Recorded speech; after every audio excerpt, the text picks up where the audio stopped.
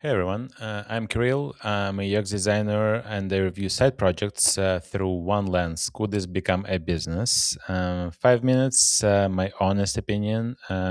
Let's look at founder node today. Already noticed an issue. The name says founder node, the domain says founder nodes, which is already curious attention to details.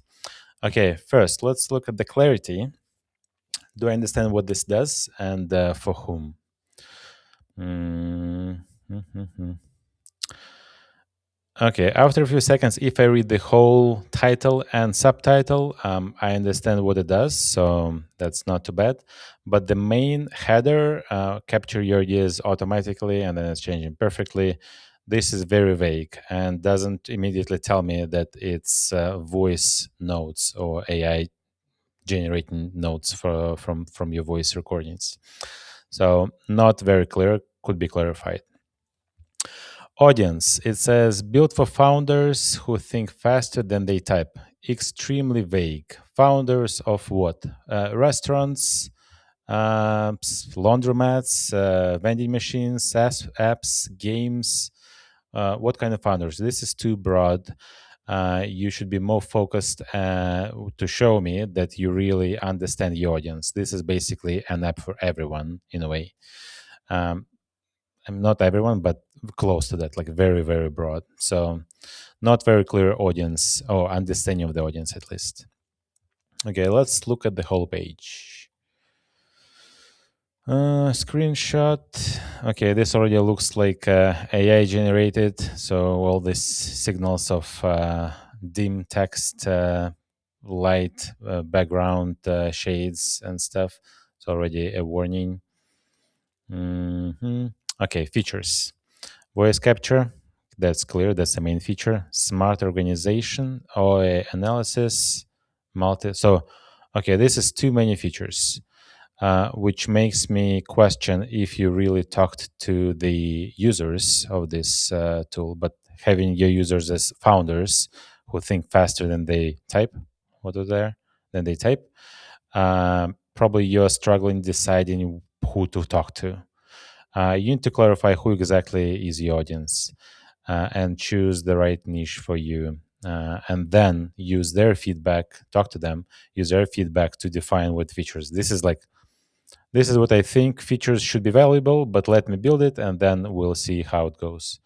That's not the right way to do this. Okay, voice in action, 3 steps.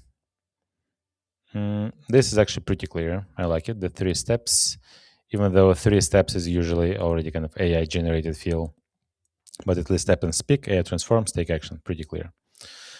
Okay, yeah, that's kind of the point. So 5+ features, which is already too much for your starting point. How they're gonna separate from everybody else? Okay, let's look at the Google and competition. What's like voice AI note taking? Okay, voice notes, plot, the voice. Okay, Otter. I think Whisper. There was another one, something like this. Whisper Flow. Yeah, there are a bunch of those already.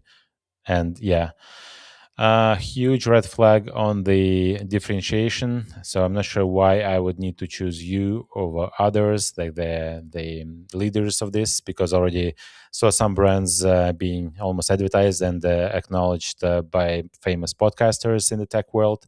So lots of companies already ahead. Also, I would argue that this is more with time, like sometime later, this will become just a built-in feature in all the tools that you use. So it's not needed really for a separate one. Let's say if you use like Apple iPhone and your Notes app, then this will be like the feature there. So I would question the differentiation here. Like I don't see anything special. But there is a possibility that you can choose the like some niche audience and then you can talk to them and identify some gaps in the existing tools and what would make them switch. It's still possible. Okay, what's next? Pricing, I don't see the page, but there is menu here, separate page. Curious why. Usually this will be like on the same page. Really good thinking about like at least showing the prices and the features, but again this feels to me that the founder just spit out features that they thought valuable, maybe on their own opinion, their own point of view. But it doesn't seem that there has been done work to talk to the users and really validate which features are important and how do you really structure this pricing, tiered pricing, because this is how you really so like the most common features here for free, and then like the power users there for the for the pro plan and so on. So it should be like stacked based on the usage and the real feedback from the users. Yeah, so would somebody pay for this? I'm not sure. So many tools already there. So yeah, questionable. Okay, how would I score it? So clarity of the main page, I would give it a 4 out of 5. Somewhat clear. After a few minutes, after a few seconds, it's pretty clear that it's the value proposition. Audience, I would give it a 3 because it's founders that basically every founder I think would fit this. So when you build something for everyone, it means it's for no one. Product, too many features. Again, I don't think user interviews or user research has been done to prioritize and choose which features to build. Typical story, like I'm gonna build and see who likes it or who wants to use it, instead of validating the first with the users first. Differentiation, looking at the Google results again, quick check. Not much appeal there. Lots of great players already way ahead in features and polish and brand and power and recognition from the industry. So I would give it 1 out of 5. Viability, pricing. Again, back to the comment about mm, the vagueness of different like differentiation and how you're gonna distribute this and sell it. Not nothing clear there. So it looks like it's just kind of trying to guess it, which is a very risky way to do this.